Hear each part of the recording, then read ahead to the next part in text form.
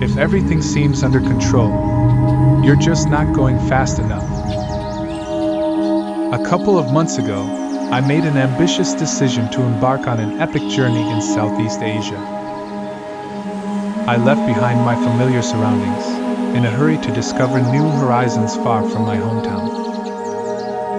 Life zooms by, and the world is vast, so it was inevitable for me to seize the moment, to immerse myself in diverse cultures and connect with new souls.